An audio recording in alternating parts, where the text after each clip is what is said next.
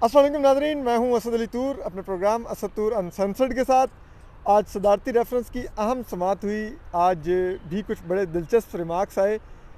आज जो नून लीग के वकील थे मखदूम अली ख़ान, जो कि साबिक अटॉर्नी जनरल भी हैं मुशर्रफ दौर के, उनका ये कहना था कि ये रेफरेंस की टाइमिंग इसकी मेलाफाइडी इस्टेब्लिश करती है। और उसके लिए उन्होंने कहा कि ये रेफरेंस एक क्या सराइयों पर मबनी रेफरेंस है। इसमें सवालात पूछे गए हैं क्योंकि अभी तक ना तो कोई डिफेक्शन हुई, ना कुछ मफरूज़ों की बुनियाद पर सवाल पूछ लिए गए हैं। और फिर जो यहाँ पर समात हो रही है उसमें रिमार्क्स की न्यूज़ क्लिपिंग्स को अब फ़ायदा उठाने की कोशिश की जा रही है, जो आने वाले दिनों में अमल होने जा रहा है उसमें इस्तेमाल करके। यानी कि उनका इशारा था कि जो जज साहिबान, मोअज़्ज़ज़ जज साहिबान जो सवालात करते हैं, जो ऑब्जर्वेशंस देते हैं, उनको हुकूमत ट्विस्ट दे के जो लोग अगर डिफेक्शन करना चाह रहे हैं तो उनको उन पे इन्फ्लुएंस करना चाह रही है। इसके अलावा जो दूसरी जो अहम चीज़ थी वो मोअज़्ज़ज़ चीफ जस्टिस उमर ताब बंदयाल ने आज समात कंक्लूड करते हुए मंडे तक के लिए मौखर की। तो उन्होंने कहा कि हम ये सोच रहे हैं कि क्यों ना ये सियासी मामला है तो सियासी लोगों पर इसको अमल को छोड़ दिया जाए। लेकिन अभी उन्होंने कहा कि ये मैं सोच रहा हूँ, अभी मैं कन्विंस नहीं इस पर हुआ। यानी कि उन्होंने इशारा दिया कि शायद जो हुकूमत जो सियासी फ़ायदा उठाने की कोशिश कर रही है, सुप्रीम कोर्ट को सियासत में मुलविस करना चाह रही है, ये मोअज़्ज़ज़ जज साहिबान में ये सोच पाई जा रही है कि ये एक आइनी मामला है, इसको पार्लिमान के अंदर ही तय होना चाहिए। और आज उन्होंने मखदूम अली ख़ान ने भी एक बात कही। उन्होंने कहा कि जो हुकूमत है ये आपको एडवाइजरी जुरिडिक्शन से निकाल के आपको रीराइटिंग ऑफ कॉन्स्टिट्यूशन की तरफ ले जाना चाहती है, ऐसा सवाल लेके आई है आपके लिए। तो हमारे साथ हसन अयूब मौजूद हैं, सीनियर सहाफ़ी हैं, ARY से वाबस्ता हैं। और इस कम अज़ कम इमरान खान के जाने पर इनकी खबर काफ़ी कंसिस्टेंट है, तो उस पर तो इनसे फिर कभी बात करेंगे। लेकिन आज ज़रा इस सारे पे बात करते हैं। हसन, आप क्या देख रहे हैं, ये किस तरफ गया मामला आज जो आपने देखा सारा? देखिए, इसमें जो प्रेसिडेंशियल रेफरेंस आया है, इसमें मेरी राय में हुकूमत जीती है। ये जीती, इस मकसद जो हासिल करना चाह रहे थे वो मकसद उन्होंने हासिल कर लिया। अब प्रेसिडेंशियल रेफरेंस की जो आइंदा समात है वो मंडे को है। इस पर सुप्रीम कोर्ट की राय आई नहीं है। हालांकि राय तो बड़ी वाज़ी थी कि 63A में जो लिखा है, जो पूरा मैकेनिज़्म जो पेनल्टी डिफेक्शन की है, वो पेनल्टी जो है उसके अंदर मेंशन है कि डी-सीट होना है। तो वो राय में जो ताख़ीर हुई है उसका फ़ायदा तो गवर्नमेंट ने ले लिया कि जो मुनहरफ अरकान हैं उन पर दबाव डाल सकेगी कि तुम्हारे खिलाफ भी रह सकती है। वो जो है वोट कास्ट करने से पहले 1000 मरतबा सोचेंगे, और वो सोच रहे हैं। और बहुत से मुनहरफ अरकान जो कि मेरी अपनी उनसे जो है ऑफ द रिकॉर्ड बात होती रहती है, जिन्होंने मुझसे कुछ ने कहा कि हम हर सूरत वोट कास्ट करेंगे चाहे हमें लाइफ टाइम के लिए डिस्क्वालीफाई होना पड़े। और कुछ ऐसे थे कि जो कह रहे थे कि यार अगर ये हो गया तो फिर हमें क्या ज़रूरत है वोट कास्ट करने की। तो एक स्प्लिट ओपिनियन आ रही थी। अभी जो पर्पज़ लेकर आए थे, बड़ा कमज़ोर केस था। एंजल फॉर पाकिस्तान से जब मेरी बात हुई तो मैंने भी उनको कहा कि मैंने कहा केस आपका बहुत कमज़ोर है। और उन्होंने किसी हद तक जो है वो लाउड एंड क्लियर तो उसको एडमिट नहीं किया, लेकिन उन्होंने एडमिट किया। अच्छा, इसके साथ साथ जो कि पाकिस्तान तहरीक इंसाफ के वकील हैं बैरिस्टर अली ज़फ़र, मेरे ज़राए बताते हैं कि उन्होंने भी प्रेसिडेंशियल रेफरेंस फ़ाइल होने से कबल इसकी मुखालफत की थी। अच्छा, मैं आपकी जी आपकी खबर में एक चीज़ ऐड कर दूं कि मेरी भी जो फवाद चौधरी साहब के भाई हैं, फैसल चौधरी, और पता है वो भी PTI के कानूनी मुशीर ही हैं, तो उनसे भी बात हुई। तो उन्होंने ये भी कहा, उन्होंने कहा कि यार मैं तो रेफरेंस के मुखालिफ था डे 1 से। मैंने कहा था स्पीकर की रूलिंग पे निसार करें, लेकिन अब रेफरेंस ला के स्पीकर की रूलिंग के काबिल भी नहीं रहे। जी, बिल्कुल ये बात ठीक है। अगर स्पीकर कौमी असम्बली को रूलिंग दे देते तो फिर ऑन डे तो रूलिंग वही थी, वो the order of the day था। फिर हुकूमत को टाइम मिल जाता, अदालत में चलता मामला, 6 माह साल चलता उसमें। फैसल चौधरी जो है ना वो बेसिकली कहते हैं ना इविल स्मार्ट हैं, तो है हमारे दोस्त हैं, लेकिन जो बात वो कर रहे थे इट मेक सेंस। लेकिन अभी क्वेश्चन ये नहीं है। क्वेश्चन ये था कि जो मुनहरफ अरकान हैं इसके बावजूद अगर वोट कास्ट करते तो फिर गवर्नमेंट की तो कम अज़ कम जो है वो डिफेक्शन ही आना था ना उनके ऊपर। फिर उनकी वापसी का रास्ता तो ख़त्म हो गया था। यानी कि सपोजिटली अगर हम देखते हैं कि 33 मेंबर्स हैं, 43 नहीं कहते, 33 कहते हैं, 33 आकर अगर गवर्नमेंट के अगेंस्ट वोट कास्ट कर देते तो फिर उनकी वापसी तो नहीं थी ना। फिर वो उन्होंने तो वहाँ पर री इलेक्शन होना था, तो फिर भी इमरान खान की हुकूमत का तो खात्मा तो हो जाना था। तो टेक्निकली जो उन्होंने खेला सेफ रह के खेला, और वापसी का रास्ता उन्होंने अभी भी आज भी दरवाज़ा उन्होंने खुला छोड़ा हुआ है मुनहरफ अरकान के लिए। लेकिन ये बात अलग है कि वो मुनहरफ अरकान अपनी कश्तियाँ जला कर आए हुए हैं और वो वापस नहीं जाएंगे। और अगर सपोजिटली आज ये बात बता रहा हूँ कि अगर MQM काफ लीग, ये जितने भी इत्तेहादी थे, ये तमाम के तमाम इत्तेहादी हुकूमत के साथ भी रहते तो 1 दर्जन से ज़ायद ऐसे अरकान कौमी असम्बली मौजूद थे जिन्होंने हर सूरत यानी लाइफ टाइम डिस्क्वालिफिकेशन को कबूल करते हुए उन्होंने वोट कास्ट करना था वज़ीर आज़म इमरान खान के ख़िलाफ़, और उसके बदले में उनकी फैमिली को भी कंपनसेट करना था और 1+1 ऑफ़र थी उनके लिए, यानी एक जो नशिस्त उनकी जो थी वो फैमिली को मिलनी थी, इसके अलावा एक MP की नशिस्त या कोई खातून की रिज़र्व सीट जो है उनको मिलनी थी।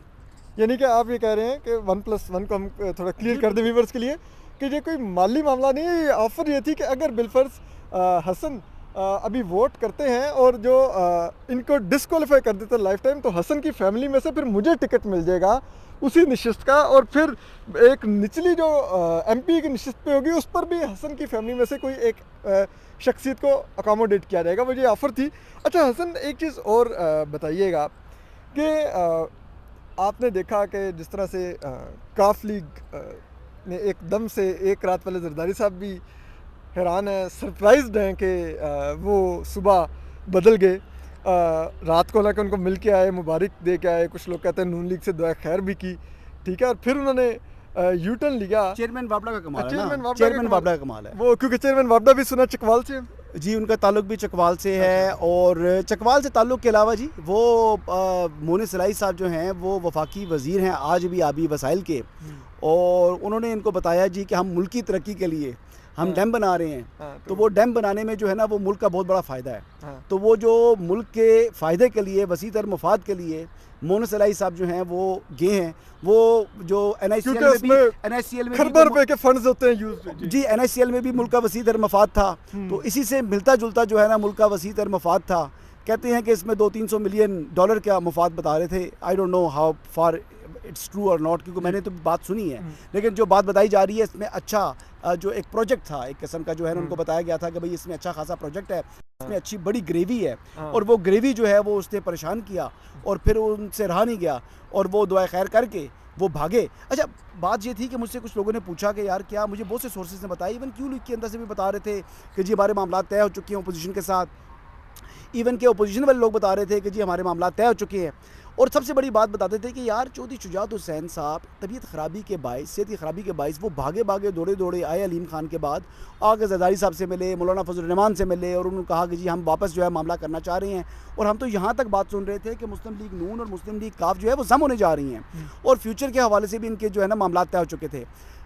फिर अभी जो पेशकश दी गई वो बहुत बड़ी लालच दी गई इनको, जो वैसे जो इलेक्टोरल जो लालच थी उसमें वजारत आला भी थी, इसके अलावा 25 को भी समिति की नशिस्तें PTI अपोजिशन की तरफ से ऑफर थी, हुकूमत की तरफ से, और 50 MPA की, और ये सिर्फ ज़बानी जमा खर्च में उन्होंने ऑफर्स दी और उसकी बातों में बहकावे में आ गए। मेरे ख्याल के मुताबिक चौधरी परवेज़ दलाई ने जो चौधरी शुजात हुसैन साहब का भी जो है ना मान नहीं रखा, लेकिन चौधरी शुजात ने मान रखा और उन्होंने कहा कि ये फैसले जो है फैमिली के मुश्तरका थे, जबकि मेरी इत्तला है कि वो फैमिली का मुश्तरका फैसला नहीं था। आपकी इत्तला से हम भी इत्तफाक करते हैं और मैं सेकंड करता हूँ इस इन्फॉर्मेशन को कि हमारी भी ये इन्फॉर्मेशन है कि फैमिली में शदीद इख्तलाफात थे जब से, उसी वजह से चौधरी शुजात हुसैन जो आपने पहले भी कोट किया इस्लामाबाद आए, मिल के गए सबको कि हम दोबारा से रजू करना चाह रहे हैं।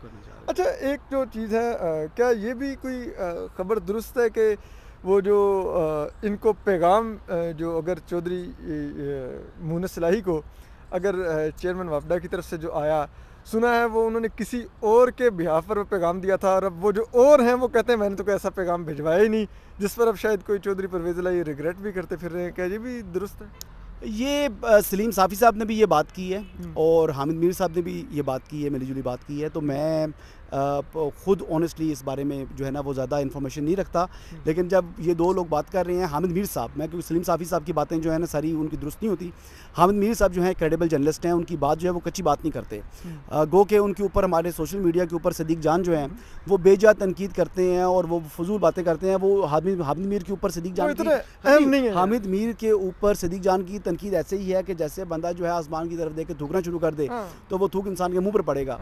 तो हामिद मीर साहब के क्रेडिट के ऊपर बहुत सी खबरें हैं, वो एक बड़े जर्नलिस्ट हैं और पाकिस्तान में उनका नाम है और उन्होंने मेहनत से अपना ये नाम कमाया है। वो पैराशूटर नहीं है, वो जो है वो जर्नलिस्ट हैं।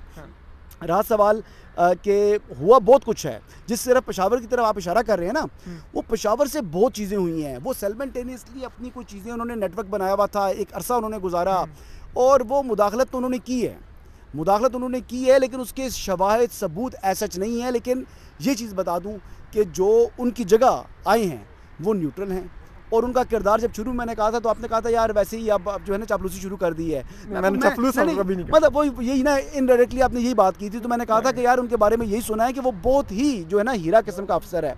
तो वो वाकई उन्होंने साबित किया अपने एक्ट से कि देखिए इंसान के अमल बोलते हैं।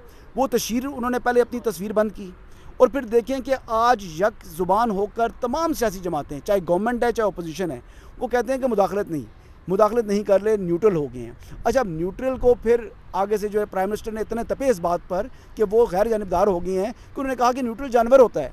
यानी इस हद तक जो है वो उन्होंने अपना एग्रेशन शो किया जलसे में, सवात में। तो ये देख लें कि ये आपके सामने हकीकत है, और पाकिस्तान की ये बात भी इंशाल्लाह आप देखिएगा हकीकत होगी कि ये आखिरी वीक है प्राइम मिनिस्टर इमरान खान का बतौर वज़ीर आज़म। इस्तीफ़ा नहीं दे रहे वो। अच्छा, आप ये कह रहे हैं कि वोटिंग से ही वो निकलेंगे जिल्लत उठा के? जिल्लत नहीं है, मतलब अपना ऑप्शन इस्तेमाल करेंगे, लेकिन ये है कि वो इस्तीफ़ा नहीं देंगे, वो वोट आउट होंगे। जी, बहुत शुक्रिया। हसन हमारे साथ थे, आपको ख़बरें भी दी, सुप्रीम कोर्ट का अहवाल भी बताया। अपना ख्याल रखिए, सलामत रहिए, अल्लाह हाफ़िज़।